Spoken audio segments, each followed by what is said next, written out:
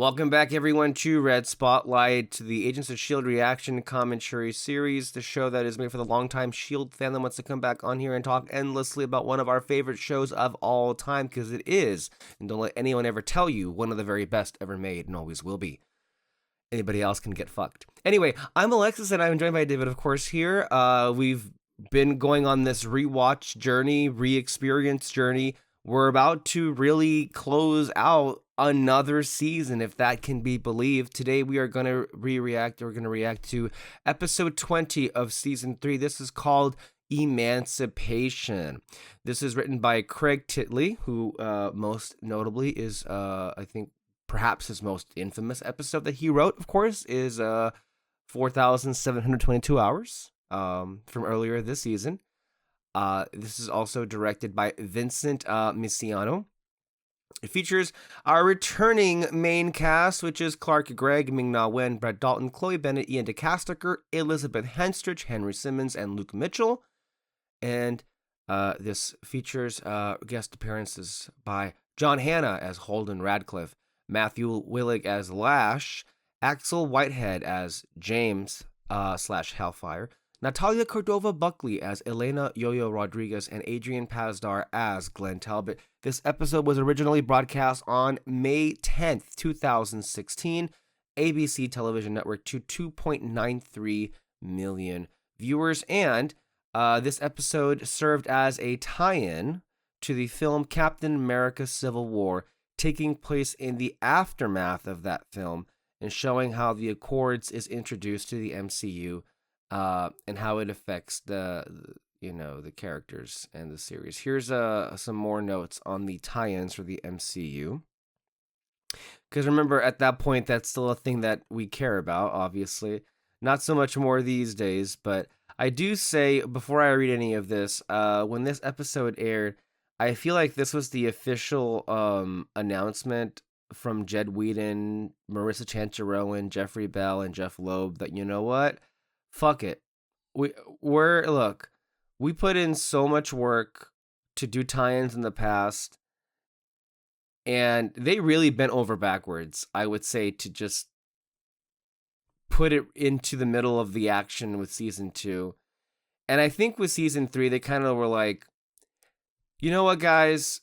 Cool, your Marvel movies, your Captain America movie, cool and all, but this is really not gonna do us any good to insert a whole, like, the thing with season 2 is that, Theta Protocol, the hidden helicarrier, because, Joss Whedon was still directing a big movie and that has that connection with Jed Whedon, they were able to, I guess, wheel it in here. I don't know how much foresight they had with Captain America Civil War, but regardless of how much they knew was going to happen with the movie, which is always an open question, how much they're told about what's going to happen, it seemed to me that this was the one thing they weren't going to disregard what they're already doing, just to say, hey guys, we're in the MCU, you remember, right? We're going to go ahead and stop everything just to remind you that this is the MCU. And I feel like if you consider how many intrusions and how many interruptions have already, and outside forces has already affected this season, this poor season 3, which they have had to make so many changes, whether it be casting changes, they've had to boot certain characters out because, well, this actor left, or these actors had to be on this show that never ended up getting picked up, or, this here or that there, and now on top of everything else, I always got the vibe that the S.H.I.E.L.D. team just, you know what, fuck it, we'll just make one little throwaway reference and then move and go on with our day. And I gotta tell you, I think that's kind of the attitude they embrace going forward, because I feel like, well, what is the point any longer in even trying to interweave a big storyline with our show? I think it made the most sense with the Winter Soldier, obviously, and that was the most exciting period when it came to the whole crossover appeal. I feel like with season 2, they very much felt the need to have an element of that, because with Joss Whedon still being, in the movie world, that they were being, given a lifeline, a little bit of a connection. But with Joss Whedon being gone, it's over. And clearly nobody at Marvel bothered to involve them with anything any longer. So from this point going forward, they did not outright ignore the movies. They looked to what the movies were doing, and they basically, okay, how can we take some inspiration from what's happening in the movies and kind of like incorporate it into our seasons? And I think they did that rather successfully from a thematic standpoint, right? But I think they were wise to just not stop whatever the hell they're doing on their show just to say, hey, Captain America Civil War just happened. Let's talk about that. And they do hear that. They do have some scenes in the show that I think are appropriate. We're going to see in this episode right now that are appropriate for the characters that they're featuring, but they wisely don't really go past it any further. With the exception of the Sokovia Accords, because that would be an element that would be something for S.H.I.E.L.D. to play with. I think with this episode, they throw it out there as this is something that exists now, and this is something that might get in our way. Funny how the Sokovia Accords just gets shit on anywhere it goes, because in this episode, they're going to say, well, Hive literally has a warhead. How do we even explain Hive to a UN Security Council? What Hive even is, without them like tying, our hands behind our backs. So yet another instance in which these Tony Stark acolytes are fucking wrong. Captain America Civil War has always had a very specific, I know this, here I am going to go and relitigate that movie, but has always had a very specific point of view that Tony Stark was wrong. But that would, I think, lead you to believe that the movie was actually dealing with the fundamentals of the philosophy with these two perspectives, which really it all came down to personal shit, and you know how that is. But the Sokovia Accords do become something interesting that the show will use with season 4, because with season 4, S.H.I.E.L.D. they really re-legitimize S.H.I.E.L.D., and therefore they are forced to kind of like go through some more red tape. So this is something of an introduction to it. And before let me go ahead and I want to start off a little bit unconventionally with this element before I even finish off this tie-in stuff. I'm gonna do something and read a review first, because this might be related to what we were just talking about. This is Alex McLevy of the AV Club. S.H.I.E.L.D. stumbles on its way to a final showdown. From a certain point of view, Hive is the noblest character on S.H.I.E.L.D. He is the oldest being on the planet, with wisdom far outstripping any of single other person. And he's trying desperately to put a stop to a war, to famine, to disease, and all the things that threaten Earth and its continued existence. There's no argument against his reasoning. If you consider what he's doing to be nothing more than giving a helpful boost to evolution, sure. To him, it's the equivalent of stopping a pair of dogs from tearing into each other. In fact, it's better. It's freeing prisoners from the binds that degrade their soul and making them a piece of yourself, intellectually and emotionally. There's no disagreements to be had when you're all on the same page. If only there wasn't the nagging question of choice. Choice plays a meaningful, if ultimately incidental, role in the events of Emancipation, which is why it's odd the show doesn't try at least as hard as Captain America Civil War to make a reasonable case for both points of view.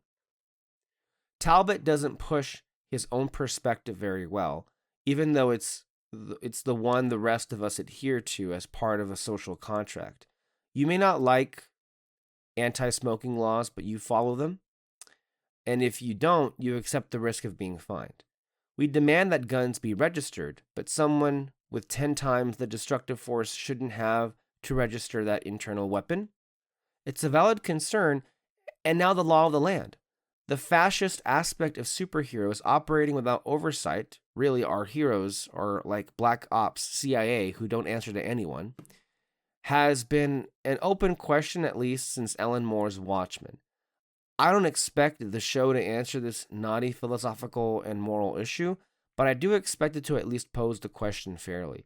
Even Steve Rogers admitted the Sokovia Accords had a good point.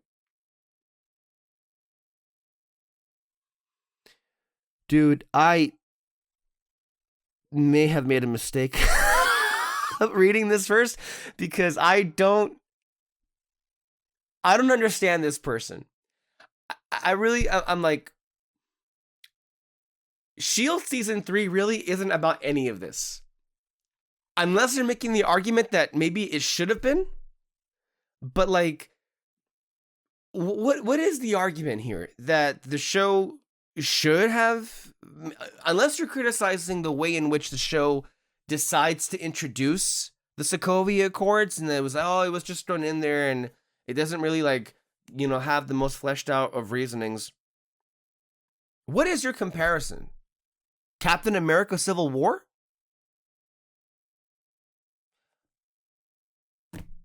Captain America Civil War is a fine movie. I happen to enjoy it a great deal. I think there are great moments in the MCU about Captain America Civil War.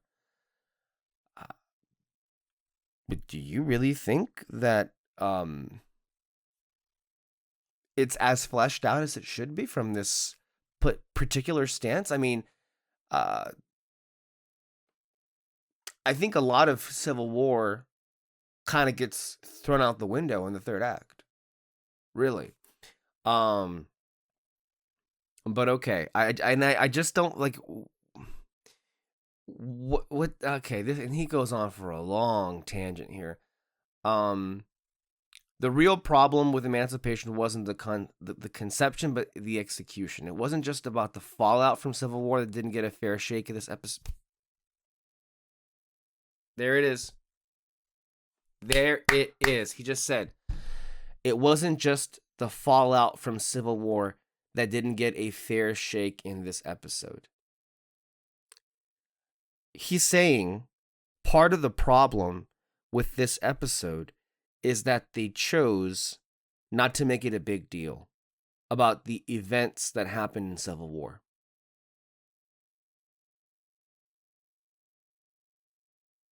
David, I think you're on mute. My bad. Yeah. There was sirens going off and I forgot to unmute it. My bad. Get there. This is the first time that's ever happened.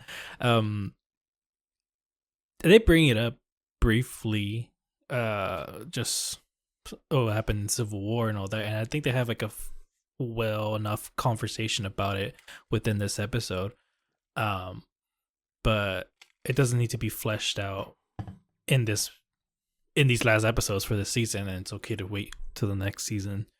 And when they do, it's I think they do a well enough job for it.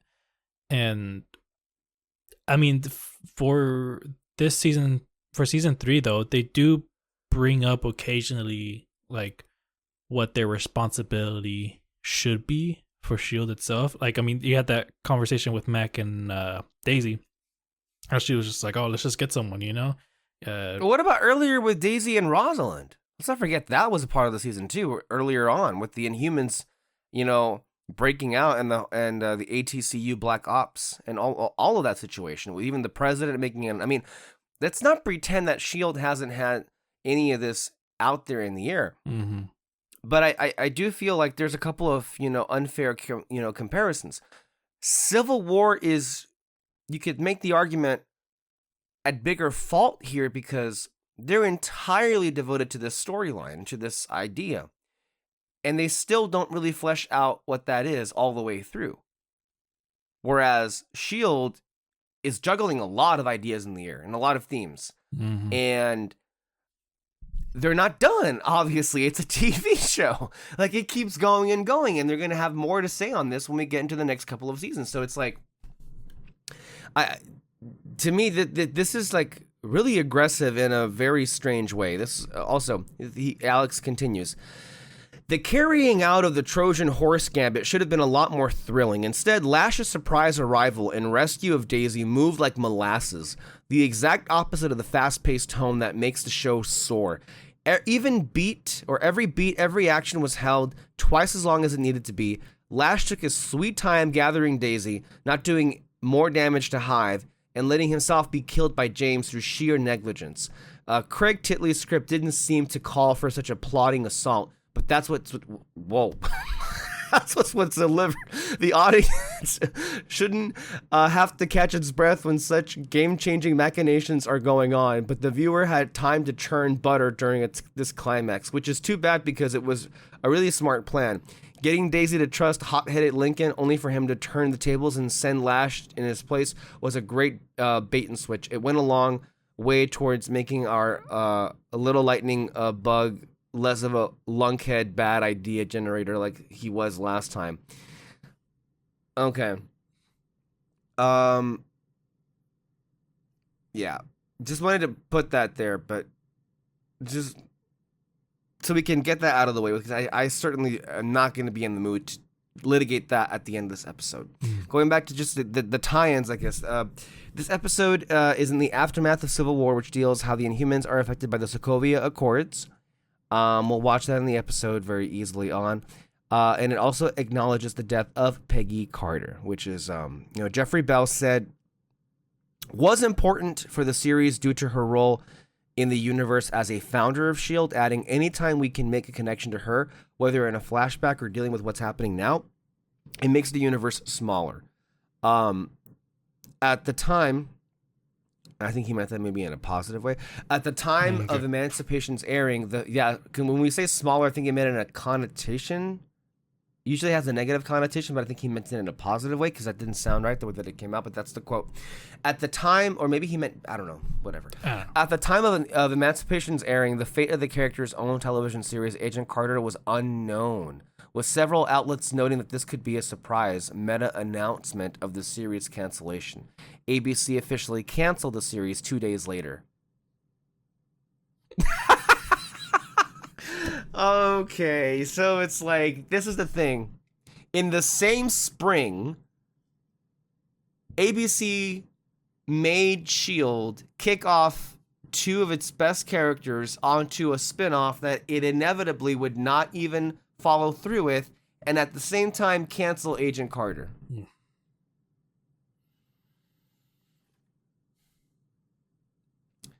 Great network, right? I don't even know what to say. David, do we have comments from the last episode? Yeah. Okay. First one, what the hell? Okay. First one's from Silva. Always will cheer on the soapbox moments. Yes, absolutely. Thank you for being here for that. Next one's from Shilvitz. Team already lost 99% of Earth's population and lived with that for weeks. So losing half would still hurt, but they already did their grieving and they know it could have been worse, which is why they have moved on faster than any character in the MCU. The losses that hurt them emotionally were Coulson because they had a solution but had to let him die, and Fitz, who Max saw die in front of him. That's true, really. I never thought of that for sure. Because I know for sure I must have been like, they're not reacting to the fact that half the population died, but yeah. Shilvitz nailed it. Honestly, that's actually a great point that it didn't even occur to me. I feel like we take for granted just how much shit the S.H.I.E.L.D. team has been through throughout the whole, arc of the show. But if you were to pan things out, they literally went through the extinction of humanity. Mm-hmm. And they went through a dystopian future. I feel like anything that comes after that, it's Tuesday. And that's basically what it is. And so, like, losing half of the universe, it's like, well, I mean, we have half of the population still, which is a lot rosier than what we saw, because what we saw was literally the apocalypse times 100. The planet was destroyed. Mm-hmm. Humanity was enslaved by aliens. Like, how much worse could it actually be? So I do feel like while many people would love, and I think those of us here also would have loved to have seen what the show, or how the show would have tackled them going through the snap or the blip, if you want to call it. I do understand this point that it may be a bit too much of a been there, done that kind of situation. It's like, yeah, but we just all had our end of the world kind of season. And look, I recently rewatched season 5 with Ami with Am1 Media. That season doesn't get enough credit. I gotta tell you. I genuinely think it's one of the best seasons of the show, and I just know there are going to be people who are going to be fighting tooth and nail that it is one of the worst seasons, and I'm like, okay. Anyway, next. Last one's from Serenity. Okay, so in Paradise Lost, which is set in 1970, when Nathaniel learns that Freddy, who he calls a coward, a cheat, and afraid, had been gaming the Hive Maveth Hydra traveler system, he's furious, and it's Gideon who convinces him to continue the Malik legacy, such as it was. I don't know if you want to pull this one up. It's really long. It's pretty long. Yeah, I was like, I don't even know what the hell you're talking about. Let me pull it up right now. Go ahead. Let me see here. So this is from which one? Episode 18, the Singularity. Oh, the Singularity. In Jesus, I am so sorry, but like, it feels like it has been ages since the Singularity. Like since we even reacted to that one, even though it is. Oh, it's the very last one that's up on the channel, but not the last one we recorded. Mm-hmm. Jesus, no, yeah. Sorry, it's hard to keep track of these. Yeah, and then for those listening, sorry for like not telling you that there wasn't going to be an episode and for taking too long. It's just no, it's just okay. Let me. I'll go ahead and take it from here, David, if you don't mind. That way, I can get my feet into like what this is. This is Serenity in Paradise Lost, which is set in 1970, when Nathaniel learns that Freddy, and Freddy is the father, but we don't know that his name is Freddy yet because we don't actually meet Freddy until season 7, in the 1930s when they're there. So when Nathaniel learns that Freddy, who he calls a coward, a cheat, and afraid, had been gaming the Hive Maveth Hydra traveler system, he's furious, and it's Gideon who convinces him to continue the Malik legacy such as it was. Okay. In Adapt or Die, which is in season 7, set in 1976, Nathaniel tells Daisy and Sousa that he doesn't worship the space octopus or subscribe to any religion. It turned out in this timeline, his thing was Inhumans, because he saw Daisy use her powers, and he also knew all about Whitehall's experiments. I'm not saying our Nate wasn't loyal. He was, until he learned it was all BS, unlike Gideon, who followed in Freddy's footsteps. And Alt Nate decided to follow in Whitehall's footsteps. This is an interesting element that it's being brought up here, because if I'm not mistaken, what Serenity is saying, David, is that, and okay,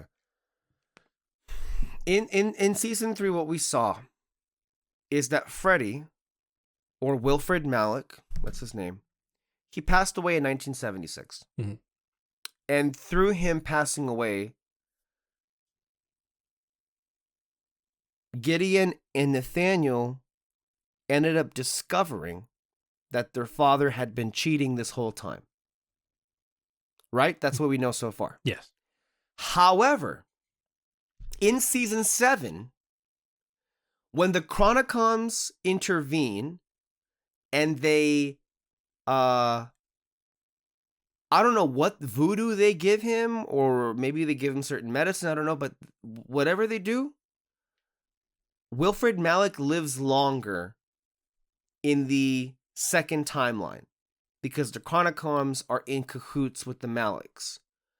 And at that point, because Wilfred lives longer, the Nathaniel that we see in season 7 is not the same, because they have not really discovered, and neither had Gideon, that their father had been a cheat when it comes to that element of the Hydra Mavith Hive cult. So already there are these tweaks that have been made. Okay, so and then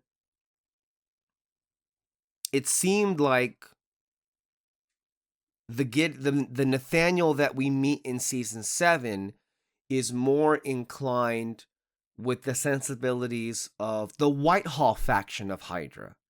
And when he sees Daisy's powers, something clicks and like, oh, it's real.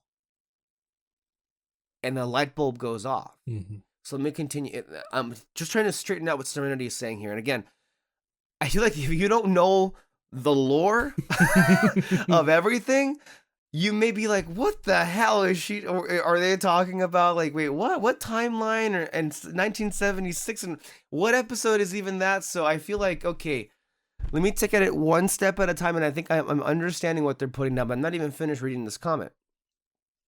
Okay. Alt Nathaniel decided to follow in Whitehall's footsteps, just like our Nathaniel believed Whitehall enough to find out their father was a liar. So both questioned their Hydra connections and both chose to listen more to Whitehall, hence a through line. Okay. Oh, and just to correct myself, I meant the death of Freddy versus Nate not dying, right? Because, yeah, alternative Gideon was alive and well and hitting on Daisy. I don't know why I said Gideon's death. Edit. Also, I didn't mention it last episode, but the way Coulson gets smushed is just like how. Yeah. No, no, that can't be true. No, say it ain't so. I'm sorry. You just saw me just like, wait, what? The way that Coulson gets smushed is just like how Fitz gets smushed, except one was a really broken leg while the other one was much worse. Oh my God, that's amazing. I yeah. Jesus, man. But yeah, the other thing is with the original timeline, the Nathaniel Malik dies. He gets sent off to Mavith, and presumably he either starves to death or Hive finds him, kills him, and then takes his body. Really interesting thoughts. Serenity, thank you for this comment that maybe you and I only could have gotten it. Honestly, but yeah. Yeah. All right. That's all. Are we ready to go ahead and begin with the episode today? Yeah. Ready. Previously on Marvel's Agents of S.H.I.E.L.D. What in the Knievel happened to you? Little fender bender. No big deal. You sure you should be in the driver's seat? I thought we agreed on full disclosure. This is a pretty big step, though. Like, never did we ever believe that Phil Coulson would show General Talbot the base. Oh, yeah. Re-legitimize. In exchange for revealing and registering any Inhumans we may have? Not gonna happen. Why are you so pig-headed? It's good enough for the Avengers. Not all of them. That's the thing. It's like I've always like felt like I don't really know if S.H.I.E.L.D. needed to be legitimate again. Because as we will see in season 4, they certainly got themselves into a lot of headaches and heartburn with the fact that they were legitimate again. And I just feel like S.H.I.E.L.D. maybe works better as a shadow organization. Yeah, for sure. For reasons like this, because as we will see in this episode, the minute the government tries to step in and regulate this, it all goes to shit. And that's what Civil War was. And I don't want that to be misconstrued with the ideology of deregulation that has, here's my soapbox again, that has scourged everything in America and in this country. I do not believe in deregulation for deregulation's sake. There are certain sectors of institutions that need to be kept in check and that need to be made to do certain things. And maybe you can make an argument that that would also apply with a group of powered people that, you know, have no sense of anybody to check in with. However, this isn't real life, guys. This is a TV show and this is a film universe. And clearly, anytime that the good guys in this sense are held back because of that, it doesn't end well. Mm-hmm. Anyway, she looks really pale. Oh yeah. I think that's enough for one day. Just take it easy. You just drink this and get some rest. No. I think you're the one who needs rest. Dang. Just completely different turn of Yeah. his character. I like it. We can hand you over to General Talbot right now. He's right upstairs. He's here. Why? To take inventory. You really want to help Daisy? Then you need to straighten up and fly right. And eat something. There's a little telltale sign there. It's like, hey, idiot, read what I put on the plate. That'll come into play later on. We destroyed all our work on the hive cure. Now you have to spend all your time daisy-proofing security. Yeah, believe me, I know. It's like whack-a-mole. Knock her out of one hole, she just pops back up into another. Feels like everything's going to hell and all we're doing is slowing down the descent. Okay, I should keep her out for an hour. Or a minute. It is hard to keep her out. I mean, she is Right, a that's just- hacker. that I mean, sucks. I don't. I know about Daisy and Electro Boy. Who else? You're about to meet one. Welcome back, Ms. Rodriguez. Detective Hey. Olson? She was being a real thorn in the side of the drug cartels, using her powers to clean up her neighborhood, to fight the good fight. Put me on your list.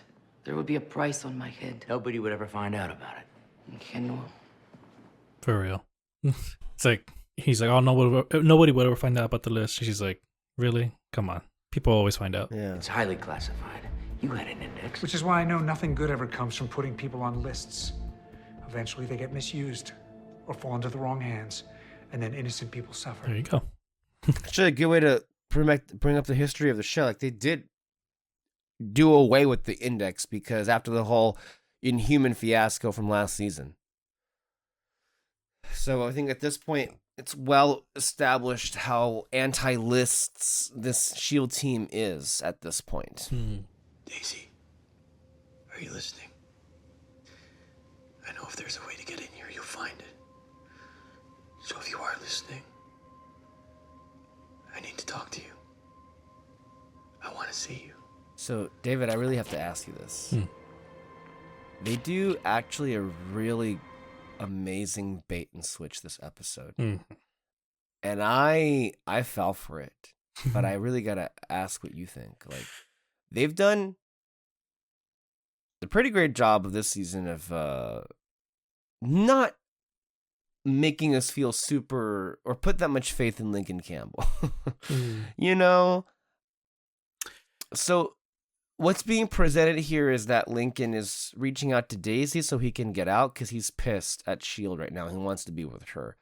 Did you buy it for a second, or did you feel there was something else at play? Because what actually happens, when it's revealed later in the episode, really took me by surprise. What do you think? I can't remember exactly. I'm fairly certain I might have fell for it. I was kind of like, oh god, Lincoln, what the fuck? And Right. At Same. the very least, I might have thought that he did leave, and is maybe there to plant something or try to be some sort of spy for them. But the other reveal as to what happened when he leaves, that one for sure caught me by surprise. Well. If it isn't the hothead who Yeah. tried to kill my bodyguard. I mean, What's he doing in here? Thought this was a germ-free zone. no love lost. I don't want what happened to her to happen to someone else I care about.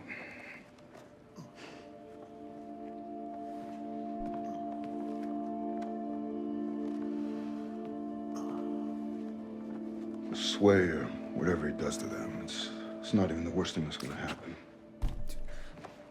She's not even saying anything. She came up and helped him. How is that one little instant moment better than the entirety of Daisy and Lincoln throughout the last 2 seasons? Am I wrong for just that little gesture that she did? It just blew everything that Lincoln or Daisy did out of the water?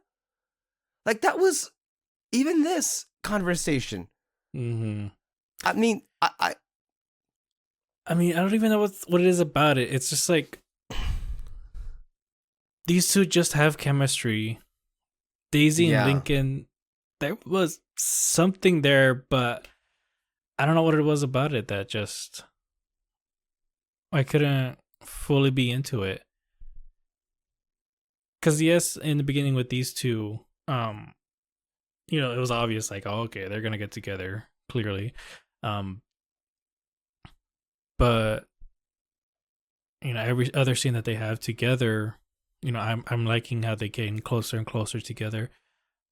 But again, I don't know what it is about this particular conversation that just makes that's somehow better than what Daisy and Lincoln ever had. I wish I could pinpoint it, but it's interesting to think about. All right, Coulson, I've seen the good and the bad. Now show me the ugly.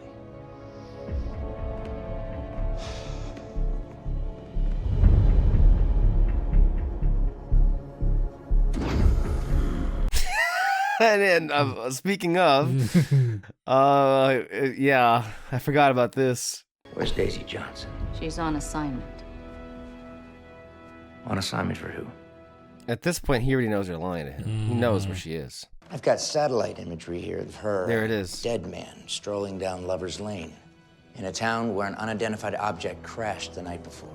End of the line, Inhuman. There's nowhere left to run. I suppose there's always hell. Let me ask you this question. Do you feel any sympathy whatsoever for what's about to happen to these watchdogs? I mean, I'm not saying what happens to them isn't messed up.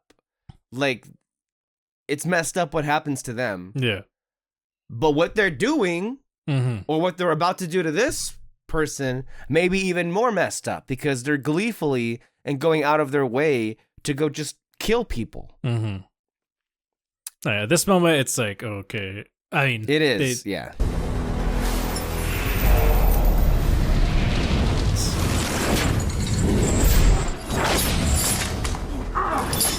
See Mark Kolpak, the VFX supervisor, getting ready for what's to come in the next few episodes, if you know what I mean. People were like, it's gonna happen. He's gonna come in here.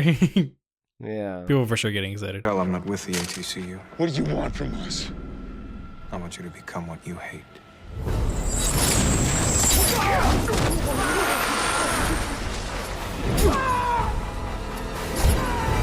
Honestly, like, I was kind of like all in with Hive's idea of like, oh yeah, make them super powered, cool. But then what happens to them in the end, I'm like, oh wait, no, this isn't. This is way worse. May and Mac made sure of that. There's no more Kree blood. Yes, there is. You have it, and so does Daisy. He can use her blood.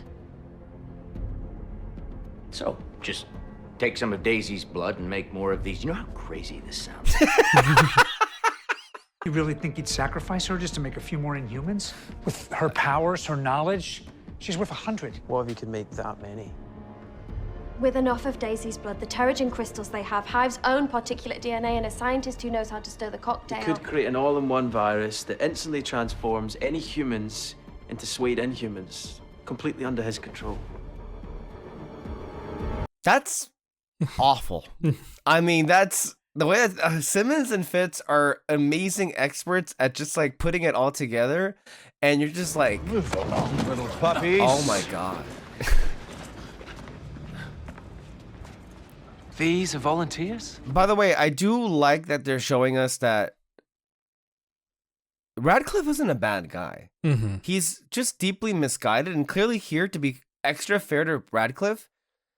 I'm not sure how much of a choice he really has. It's like Hive's literally holding a gun to his head. I know that Radcliffe also has his own, well, maybe if I look at it this way, this is actually a good thing, but like Radcliffe is constantly being threatened with death. Mm-hmm. the entire time. No, yeah. Like, he technically qualifies as a prisoner. No, yeah. He is, but he's definitely willing to toe the line of, or cross the line of, and for like science and experimentation and all that. As we'll see next season. Yeah, but there's still a line he wouldn't cross himself, you know, like with the last episode with those other Hydra people, you know, he was ready for it, you know, he was just like, okay, cool, turn them into Inhumans, this is like next step in evolution, awesome. And then he realized he fucked up. He's like, oh shoot, okay, hold up, now I gotta take like 10 steps back here so I can get this right, you know. Or even like right there where he was like to the Watchdogs, these are volunteers. That's the 10 steps back. It's like, okay, hold on, I don't want to do this to someone until I know this is like 100%. But now you're just, hold up, this is unwilling people. They're still might not be perfect specimens of sorts. So I think that's really cool. Calm down, General. You'll pull something. Calm down? This is an end of the world type deal. Don't you tell me to calm down. I'm the one that tells you to calm down. How are you so calm anyway? I'm getting used to this sort of thing. The pain in Coulson's face when he says that, I'm getting used to this sort of thing, is so real. And sad. I mean, but like after 3 seasons, already so much shit going down. I mean, yeah, it's just Tuesday for us. I'll be monitoring you through the surveillance camera. When the door opens, you'll have 3 minutes to get to the exit points. Get ready. What's the trade for? Him. I got an option for you. A preemptive strike. This isn't a job for S.H.I.E.L.D. This is a job for the United States military. You want to make that call? Go ahead. But you'll probably lose them at Devil. You think I'm an idiot? I wouldn't tell them the truth. Even if they could be convinced, by the time we dealt with all their second guessing and red tape, whatever Hive's planning would already be done. There it is. That's the fatal flaw, ultimately. Also, him being like, I wouldn't tell him the whole truth. And it's like, that's what S.H.I.E.L.D. is doing to you right now, my guy. Yeah, Like, basically, yeah. That you kind of prove the point that S.H.I.E.L.D. does these things for a really special reason, right? Or a specific reason.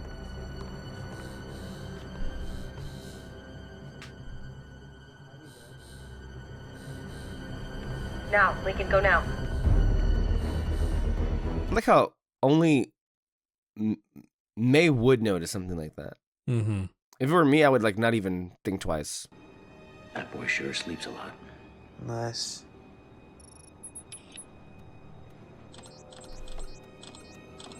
It's a pre-recorded loop. Hey, you're right. Help's on his way. Trust you? See, again, they do a really good job. Like, even now, I just forgot. Wait a minute, what's happening here? Mm-hmm. I think Coulson's actually working. Oh my God. This whole time with Lincoln. What have I done? I think you overcooked him, Doc. Yeah, that's horrible. And Radcliffe's, yeah, horrified. Yeah. Like, he's like, what did I do? I need the blue disc in port 7 and gold disc in port 4. Could you use an extra hand? Mac! Oh, hey, Mac. How you been? I haven't seen you in a minute. Actually, Daisy could fly him out. She's nowhere near here. If she hacked into the Quinjet systems and reprogrammed them for autopilot, she can fly him out from anywhere in the world. Spent so much time trying to secure the base, I didn't even think about the Quinjet. And just like that... She's locked us out. Okay. Yeah, you're not going to beat Daisy at this game. Like, you really aren't. Like, I mean, she was a hacker from day one, so... And she's been on the inside, so she knows this thing in and out. Like, okay. And it truly is fun seeing her do that, like work that than like anything else, honestly. Especially when in the last season, I was at some point with her and Sousa, like he sees her working the computers and all that, or working some type of hack or something, and he was just like, even he was impressed. It's nice to have that being brought back. Remove your restraints.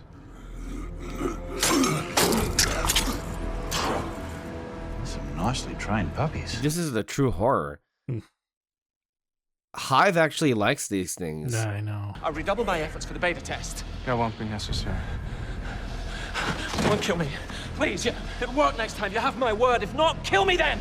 I mean, of course, I'll beg again, but... I love that humor. Come on. It is good. Just one more test. There's bound to be an improvement. More, absolutely. How many? Yeah, I feel like this is the point where Radcliffe's like, yeah, this is really not where I thought this was going to go. Yeah. And I'm no longer in getting anything out of this. This has gone too far. Even James was like, what? Yeah, even he was like, I don't know about this. Like, he could actually break the fucking sway or just by that. But yeah, it's honestly just a cool turn too. Because like before, not that I was like in Hive side or anything like that, but I think you mentioned too with like the Sinners comparison where you're kind of like, oh, you know, doesn't sound that bad, you know, being controlled by Hive and you just like this part of this community and all that. Again, obviously not for Hive or anything like that, but then this happens and you're just like, oh, okay, cool. Let's rush this now. We gotta stop him. We can't have this. Yeah, but man, Radcliffe is hilarious. Like, please don't kill me. Next time I'll do better, but of course I'll beg again. But I mean, come on, that was such an amazing delivery. And then it's like, are you serious? We're gonna make even more. like this is Daisy's reaction now. So we'll need more blood. I think this is also a moment for her where like, How much? because it's not just okay. All of it. This is what we're creating. But at this point, Hive's like, yeah, I'm literally going to sacrifice the rest of you to create these things. Shot out of the sky. I'm afraid I can't let you make that call. Are you threatening me? After you just let him escape? He didn't escape. Well, if he wasn't on that jet that just flew out of here, then who the hell was? Desperate times, desperate measures. And this is where it's like, This oh, is so cool. You're thinking like, wait, what? And this is like not what you were expecting, not what anyone was expecting. Right there, Hive's reaction, like, wait a minute. Fight What? fire with fire.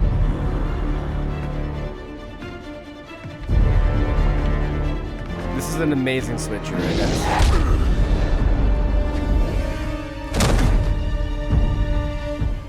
She had to believe it was all real. I communicated with him by leaving messages on his food trays. You forgot the message about not hurting his friend. Sorry, Mac. I didn't have any other option. Mac wasn't supposed to be there. Excuse me for doing my job. I mean, you could have told him, but I'm. It was, at that point, it was a bit too much of a risk, so. I run a tight ship. Why do you think this Lash can defeat Hive? And who in tarnation names these things? Every Inhuman is here for a reason. God, this is a great script. I'm sorry, but like these lines are really coming through here. Like Craig Titley really knows these characters. Come on, and not just him, but all the writers' room. This is a great showcase for their abilities. Whoever threw out, okay, what if they say this or what if they say that? Oh, this is what Lash was always here for. He literally is the counter to this. Completely impervious. Even Lash is just like...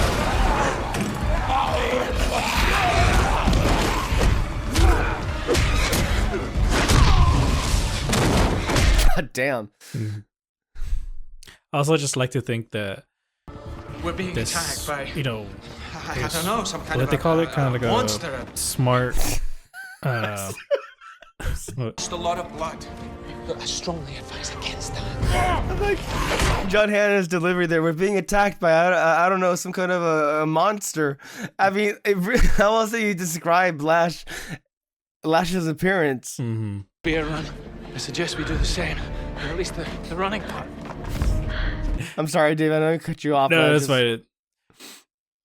It was a really cool moment, so it's fine. I can wait a bit.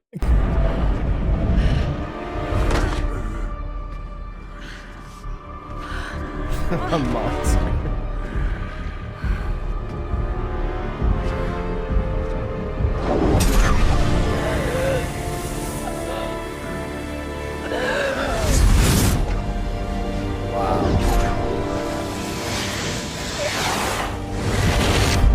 only thing I will say is it does seem like a bit of a waste to have this happen. Yeah.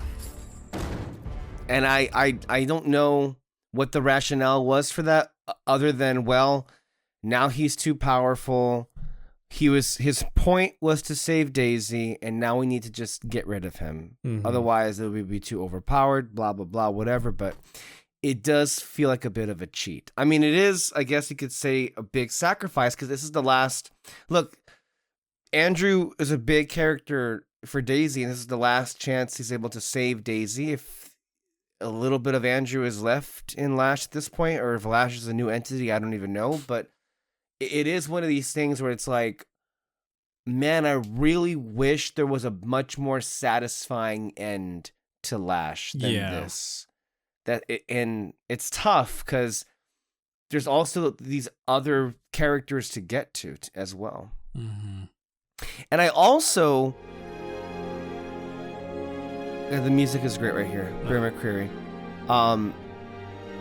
It never occurred to me Welcome back, Agent. how much of a thing, or how much more, I guess, mileage they were going to get out of this. But, like, it didn't really occur to me until really in season 4 how much this breaks Daisy. Did he manage to kill Hive?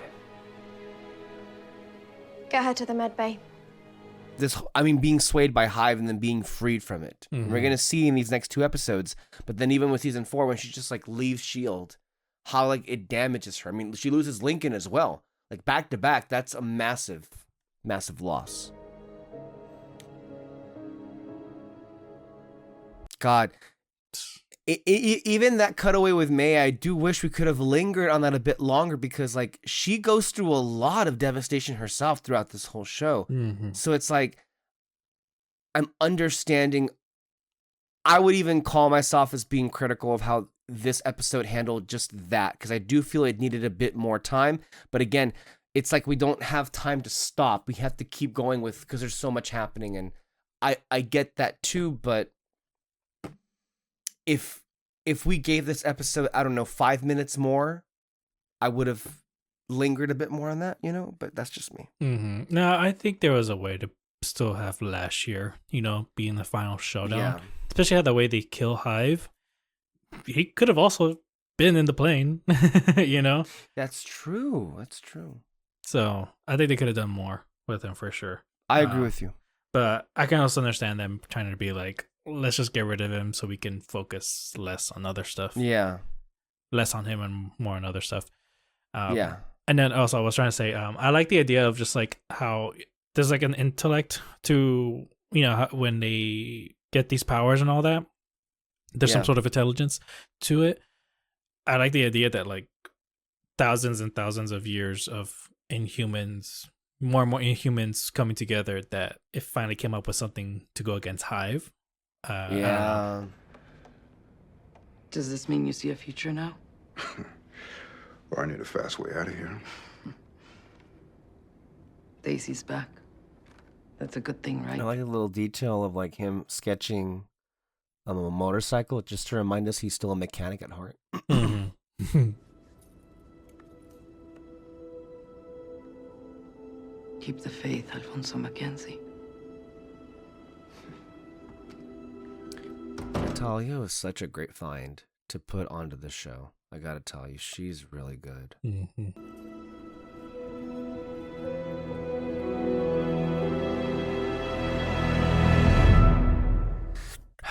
Man. And then there's that. Let's go ahead and jump right into Ami's reaction. It's got to be Mac on the plane then. She gave that up to him. I mean, that was the only connection we had to her that made any kind of sense that it might be her on the plane. What a cruel fucking way to end this off, especially considering his arc this season and everything that he's been through and this idea. And he's going to swear if he's the one that sacrificed himself going up there, I'm going to... Oh my God, I'm not looking forward to this. I'm kind of scared, actually.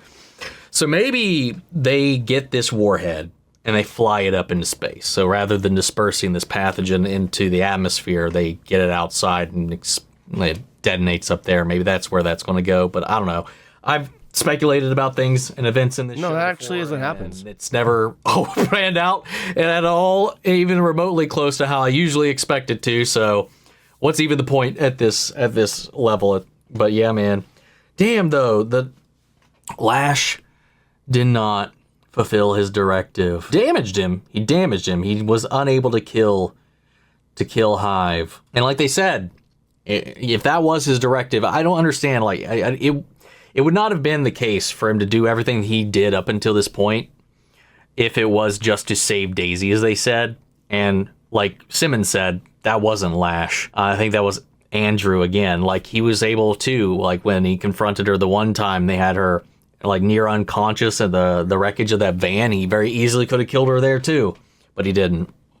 You know, I think that was Andrew, or at least some part of him subconsciously holding back. And the fact that he can just remove Hive's particulates. Oh, God. If we could have just figured out how his power works and maybe even a way to replicate it, that would have been fucking a way to go. But they didn't know that yet. They didn't know what that's so frustrating. God, we had the perfect way to fight back. That maneuver though, like with Talbot there and them not knowing what to do with fighting Daisy and the system and them manipulating everything, and the entirety of this episode being like one very elaborate stage act, was so well done. That was such a good twist. God, that was amazing. The one thing that didn't play out the way they were planning was Mac intervening. You weren't supposed to be there, Mac. Not being in on it because he wasn't meant to be there. Great little detail. Damn. I don't know, man. I'm so nervous about how this is all going to play out. I don't know what's going to happen. Daisy's free, though. Weak is all shit and on withdrawals because, like they said, they do equate this thing to an addictive drug because of the way it attacks the brain. So she is just going to feel those withdrawals from being disconnected. But yeah, at this point, like I said, if the Kree DNA, I don't know if it has anything to do because it's been spliced with his own spores. So like he said, he doesn't have to infect them. They can turn and infect in the same thing. That's like the process he's created. I don't know if that's what's influenced these thralls to come out just like this, or like I said earlier, if it's simply because right now all the inhuman race needs to fulfill its purpose moving forward at this point is foot soldiers. You know, they're strong, they're durable, they're obedient, all those things. They're pre-swayed. You know, they don't need fancy powers. They don't need these unique situations or whatever. They don't need anything to make them stand out. They just need to serve their role of spreading this infection. They're zombies. Super strong zombies at this point, effectively. And he's like, yeah, give me more of those. And he was going to drain Daisy completely. So what blood they do have, like how much more can they produce? I mean, he's able to create a pathogen out of it, at least at this point. So I don't know if they need anything more outside of that, or if they have everything they need. I think they said that he has everything he needs to at least make the virus. Brilliant episode. And tying it back into the Watchdog thing, and then the missile that they smuggled away. There's some crazy stuff around the corner. And I love that because this takes place like right after Civil War. So the Sokovia Accords and powered people, the Registration Act, and all these things coming into play. I like how that bled into this. Again, so infuriating that this isn't considered canon. You know, the MCU just kind of cast this away. I wonder what Earth it is on, though, because that is the big old question, though. I'm trying to think if there's really anything in particular I'm missing about this, because there's not a whole lot I feel like I need to cover exactly, because it's pretty much the gist of it. It's just like a lot of this was pretty straightforward, even like the twists and reveals and all that. And it's like I kind of covered a lot of what I wanted to talk about throughout the episode as well, and yeah, I mean, I think that's it. Maybe I'm forgetting something, but I did a quick little skim through the episode, and I think that's all I, at least right now, have to talk about. They pretty much cleared Yo-Yo from being the dead body in Daisy's vision, but then again, it was Daisy's vision, right? So does that also mean that Daisy's got to be on the ship? And that would kind of be, her and her partner on the ship would also make sense if they go out trying to take this thing out, but I don't think they're going to kill Daisy. No, she witnesses the explosion. She sees a body. Like we confirmed that the visions are through the eyes of the person touched, right? So that has to be what she sees checking out, right? Or no? Actually, don't clarify. I'll figure it out when we get there. I don't know, David, if you thought yourself, I certainly never thought Daisy would be the one to die. No. But I don't know if you thought who you thought would be potential candidates.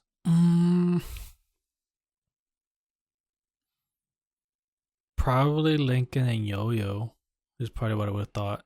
Right. I remember that scene where Yo-Yo gives the necklace to Mac. I was like, I never thought like, oh, Mac is gonna be the one to die, but I was kind of like impressed as to how they're gonna be moving around the necklace and all that. I'm like, oh, okay, that's cool. Yeah. Going like, okay, that's way to keep us on our toes. That's awesome. But yeah, Lincoln, Yo-Yo, was for sure top. And if that didn't happen, I can probably see Mac going, really. Okay. But probably Mac, only just by process of elimination, because at this point, like, if I'm looking at who Mac or Lincoln, definitely maybe even Yo-Yo is who maybe I was thinking of. Mm-hmm.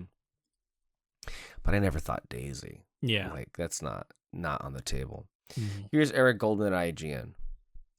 No matter what, the release of these big Marvel movies in early May makes it bad timing for Agents of S.H.I.E.L.D. to try and tie into them right when Agents of S.H.I.E.L.D. is in the home stretch of the season. Presumably, that won't be an issue for Guardians 2 next year. No. Not even anywhere close to being an issue, because Guardians 2 doesn't even take place in the same year. That takes place years before this. That being said, the Civil War tie-in here was done much better than last year's Age of Ultron one, which essentially seemed to pause the main storylines to explain how Coulson and his team were actually part of both finding Loki's scepter and the helicarrier Nick Fury showed up in. Here, having the government in the form of Talbot show up and demand the Inhumans on their team be registered felt more natural, because the inclusion of the Inhumans and debate about how dangerous they are has been part of the series for a while. Also notable, of course, was how Agents of S.H.I.E.L.D. was showing a much more expanded reach to the Sokovia Accords from Civil War. In the film, they were basically only about the Avengers having to answer to the UN. But here, it was noted they were now a framework for the registration of all enhanced. On one hand, it underlined the awkwardness of the Marvel films never truly acknowledging the TV show, since it would have made a lot of sense for Secretary Ross or Tony Stark to have just mentioned in one or two lines all of these new Inhumans showing up, or this Devil in Hell's Kitchen guy or such.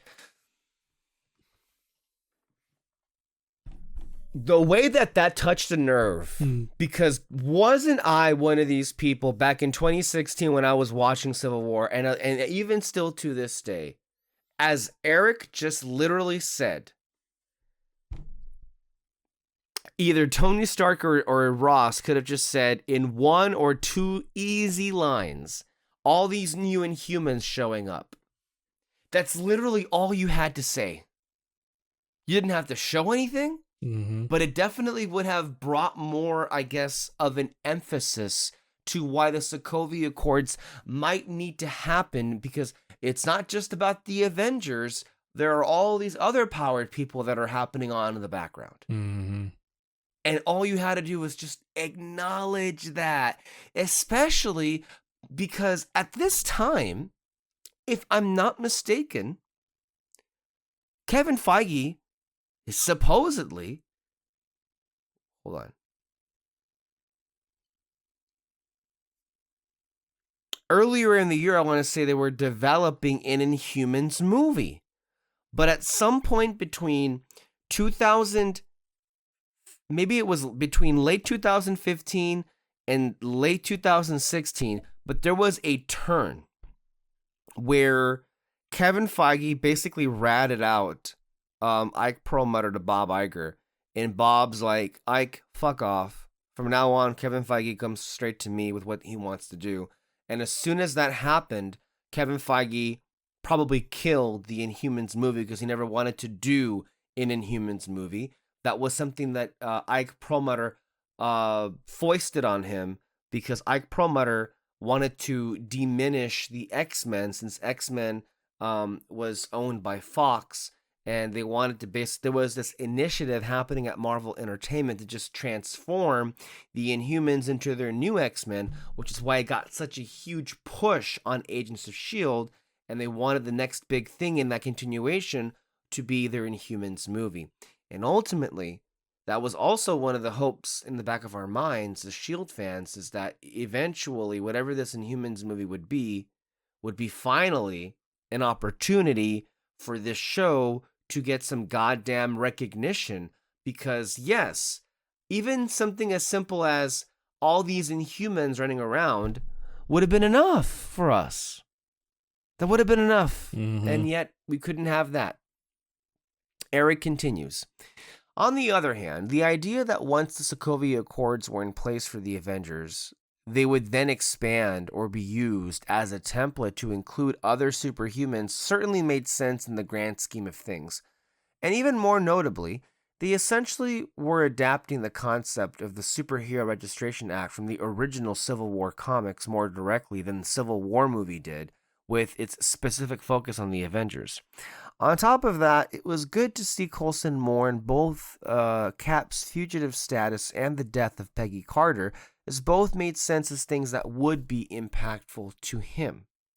That being said, the problem with having a Civil War tie-in episode is it did put a spotlight on the oddity of no one ever suggesting calling in the Avengers as a possibility in dealing with Hive. I am very accepting of the Marvel standalone movies being standalone movies where the entire Avengers team isn't called in all the time, and I think S.H.I.E.L.D. generally feels like a show where it makes sense that the team is handling its own business. But once Talbot was freaking out, understandably, about an inhuman god alien monster having taken over a town, and Coulson saying the entire world was at stake, then shouldn't someone have said, okay, let's see if the Avengers can be called in, even if we were told there was a reason they couldn't come, or hey, weren't allowed to by the Accords. It would just be nice to have it mentioned, just like it would have been nice to have the Inhumans mentioned in the films. Beyond that, this was a decent episode with a nicely done fake out regarding Lincoln seemingly trying to escape, only for it to turn out to be a plan to send Lash to fight Hive, Freddy versus Jason style. And while I can't say Lash's death was very emotional at this point, I did like him managing to free Daisy of Hive's influence before he died. Also, kudos to the makeup people for making Chloe Bennett look so pale and frail in this episode, reflecting all the blood loss she'd gone through while helping Hive. Lastly, I have to note two very funny moments in this episode. Talbot's "Rasta Hulk is your husband" line, and Radcliffe accidentally handing Daisy her own blood instead of a bottle of juice.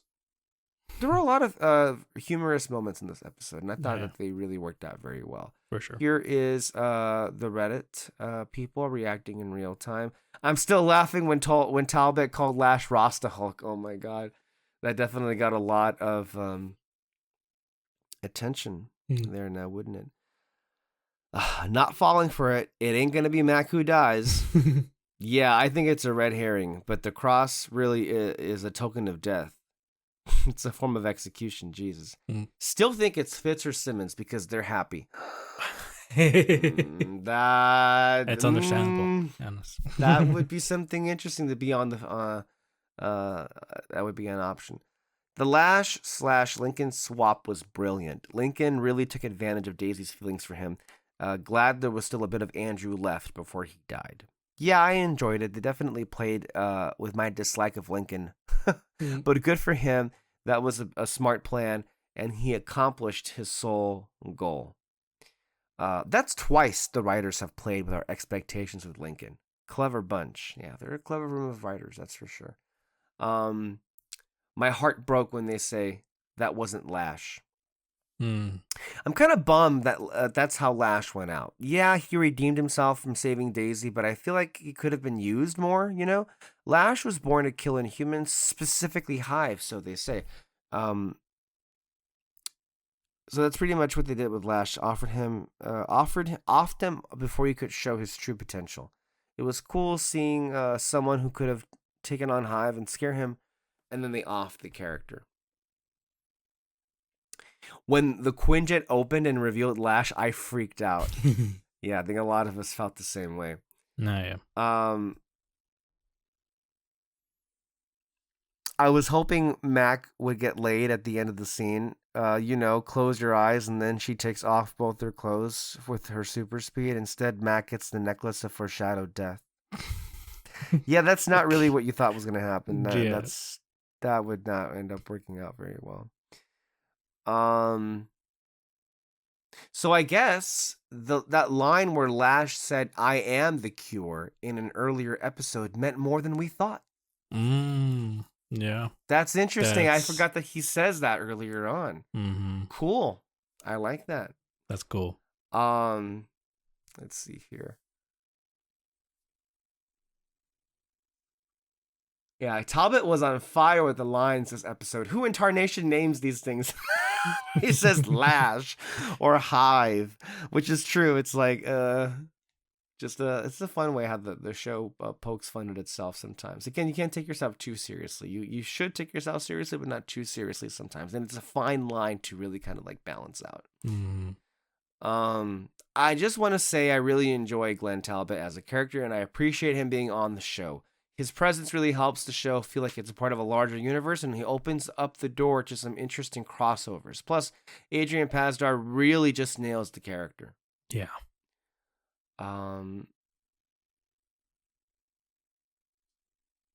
It's got to be May. The writers are going in a more Inhuman-based direction, and May doesn't really fit into that.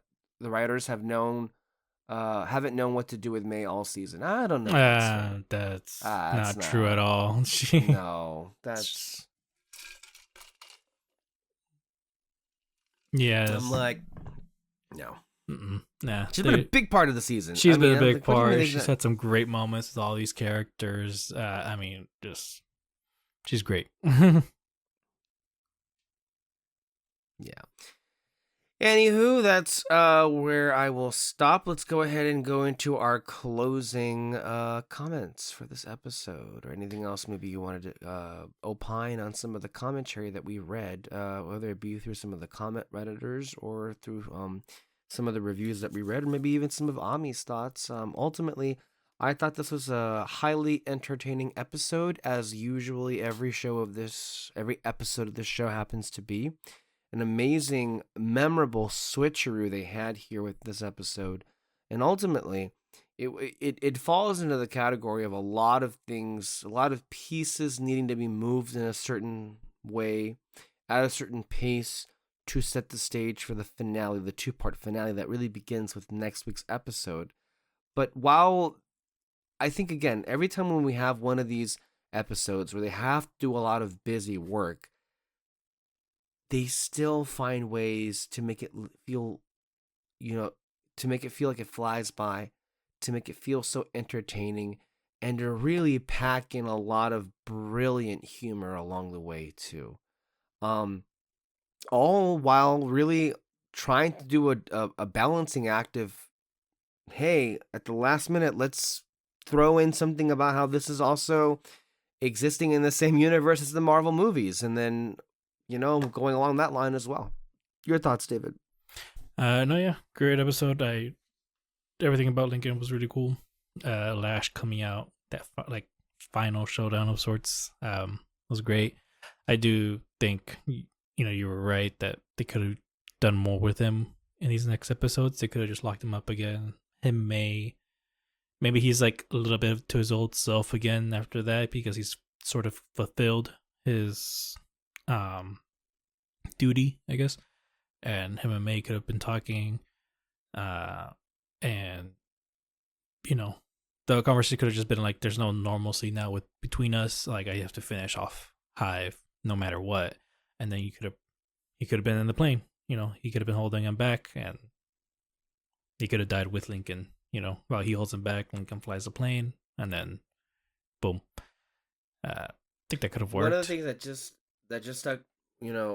just occurred to me is that when we watch Daisy be brought back onto the base with all those agents around her, we notice that May isn't there, and that May is. We cut to her on the Quinjet, and it just struck me. I can even see it in my head that May would be one of the first people to open up that Quinjet, because it seems like she's the only one that can like tame Hive. Mm-hmm. And I can fully imagine her expecting to have the door open and having Lash be there, and then really just catch her by surprise to see that he's already dead. Mm-hmm.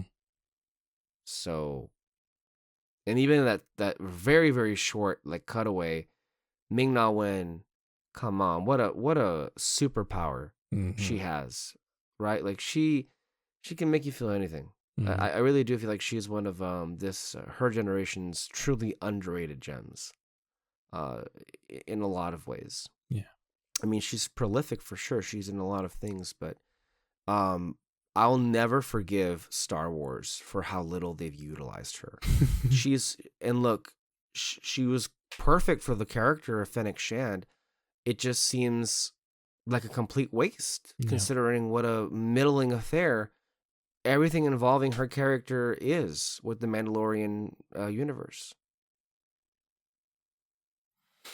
What a waste. Yeah, for sure. Should have been an Andor instead. Oh my gosh, it would be so honestly cool. Come on. Yeah, that's what it should have been. And then also that one reviewer that mentioned why aren't they calling in the Avengers? For one thing, I hate that complaint on any movie. It's just like they just didn't have time. I don't know. I don't care. It is, at least during this time, I don't care. But now, with the recent MCU movies, I'm always like, every single one of them is a world-ending stakes. Like, call it the Avengers. It's like there's no excuse now and all that. So, and then that's why it needs to be small stakes for these superhero movies nowadays, because we can't. I just don't want that complaint really. And then for this one specifically though, I can just see them thinking though, like, what the fuck are they gonna do? Like, as of this moment, Hive is unkillable. Like you literally need it. They literally kill him by exploding him. So I'm sure that anyone that can come up with a weapon, but like to catch him, not make that big of a loss and all that. There's just a lot of things going on. So there's not really much the Avengers themselves can do. Actually, I just realized that they set something up in this episode that doesn't get addressed until the beginning of the next episode. If you remember early on, May goes to Fitz and Simmons, and she reminds them it's not just Hive, but he also has humans as well that he's assimilated. And she basically, gestures to Fitz and Simmons that we have to find a way, we have to find a weakness that we haven't discovered just yet and exploit that. And ultimately, they don't say it out loud. They just kind of show it to us in the beginning of the next episode. But since May did throw it out there that, Hive has multiple, I guess, minds in him, what do they have at their disposal that can mess with people's heads? The memory machine. And so what we see happen in this episode is that they're going to weaponize the memory machine to mess with Hive in the next episode. So in case we don't, there's a through line that didn't just come out of nowhere. Because I remember when I first watched it, I'm like, wait, when did they think to do this? Ultimately, it was off screen, but they did set it up in this episode, to be clear about that. Yeah. Okay, guys. I think we're done. I think we're going to go ahead and call it off here. Thank you so much for joining us. As always, leave whatever you'd like to say your piece on in the comments below, and we will see you next time. Bye-bye. Bye.